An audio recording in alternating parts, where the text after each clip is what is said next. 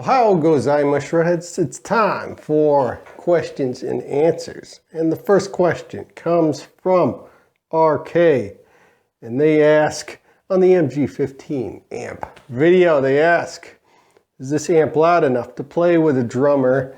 And it really depends on the genre you're playing. If you're playing hard rock metal, you definitely want something at least 50 watts and up.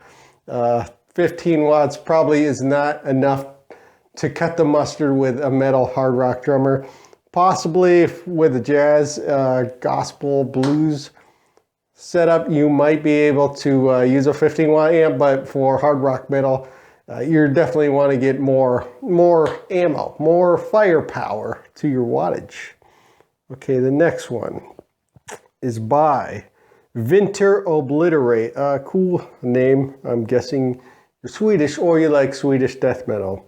And this is on the Screaming Demon wah pedal video. And he asks, hi Dustin, would like to ask if you have configured the internal Trimpots. If so, how do you set those? If not, never mind. I think the wah is great as stock.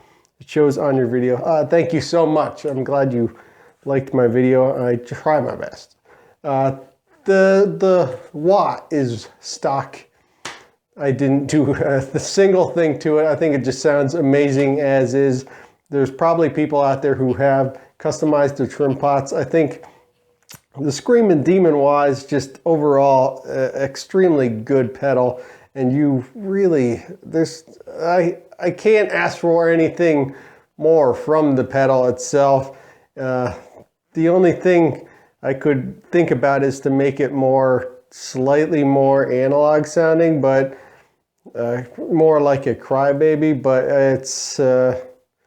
it's so close that it doesn't really matter too much. It probably is the analog itself. I just feel like, I don't know, it feels a bit more, it feels slightly flatter than a Dunlop crybaby, but I think it's overall a very, very, very good pedal, and it's definitely worth it. It's definitely a working man's pedal. It just does what you need it to do. And when it comes to recording, in general, I love to use the thing because it has so many features, and it has, especially the light, you can see if it's on or off, and it works extremely well for stage as well. Thank you so much for asking your question. Okay, this one is from the Axe Forever on the Petrucci, the John Petrucci wah pedal video. And he says, does the JP wah suck your tone when disengaged like the rest of the Dunlop wahs do? Because if they do, if this one doesn't, it seems like the ultimate wah.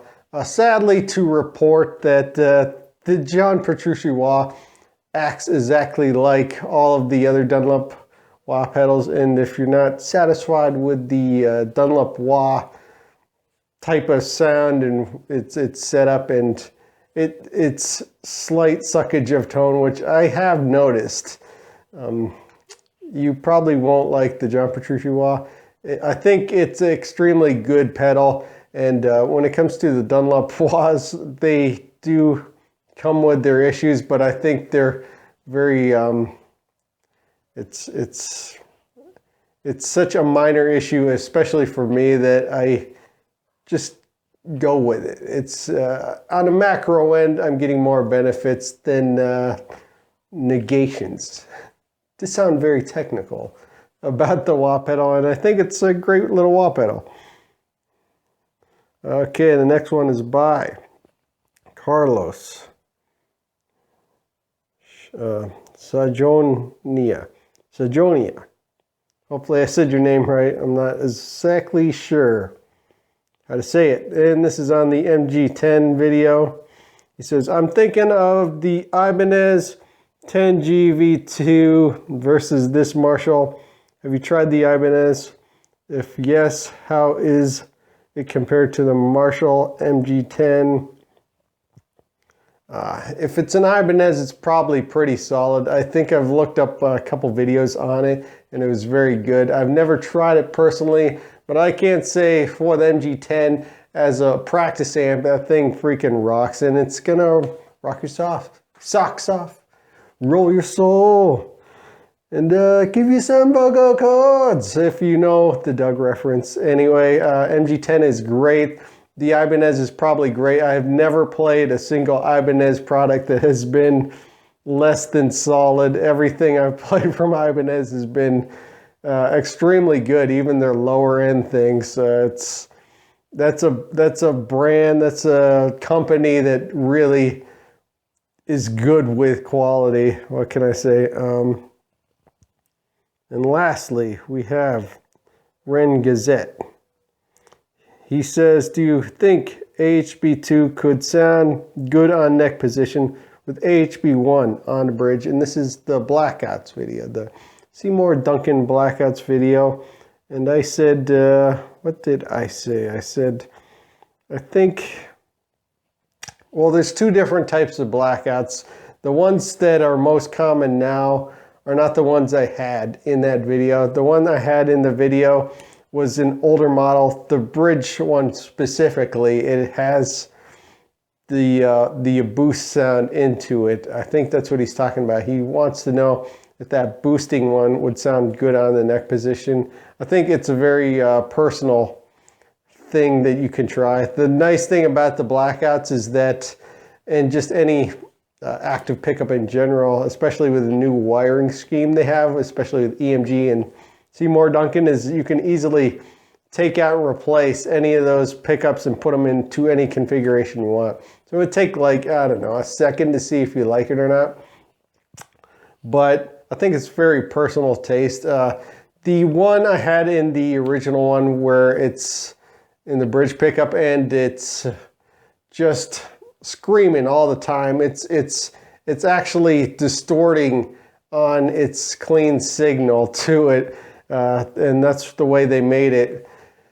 I don't know if it would sound good on a neck pickup. It depends on what you use the neck pickup for. I think it sounds pretty good live, like if you're just playing live and you plug it in, it's great, but recording wise, it's kind of a nightmare. I kind of like my pickups to have a nice clean sound to it. It may, just as long as it's not peaking, which that bridge pickup does peak. It just, even if you're not boosting it, it's peaking. And that's the biggest reason I decided to change out those pickups, is because it's just a pain to record when it's peaking all the time. And if you boost it, it's peaking even more. The neck pickup, not so much. The neck pickup is pretty much flush across the board. EMGs are very much like that. And I think the new Seymour Duncan Blackouts are like that as well. I would actually suggest the new Seymour Duncan Blackouts than the old one I was using in that is always peaking. I think they're more flexible. I really like the sound and the characteristic of those Blackouts. I think they're more open than the EMG pickups. EMGs are a bit more flat and compressed sounding, but I think they're just more flexible compared to what I was using, which is why I'm still using them today. And the Blackouts, the new Blackouts, are probably just as good, if not better. And I would like to try those out later on in the future. But for now, I think it's all personal preference. You might like it, you might not like it. There's a lot of people that like to use bridge pickups in the neck position and neck position pickups in the bridge position. I think it's taste. It's what do you like. If you use the neck position all the time, then and you want more treble, more spike, then it might work for you. But overall, that is what I have to say this week. Thank you so much for your questions, and leave them down below in the comments. And thank you so much for watching. Don't forget to comment, like, subscribe, all that crap that everyone's sick of hearing about, but you have to say it if you're on YouTube, because that's just the way it is.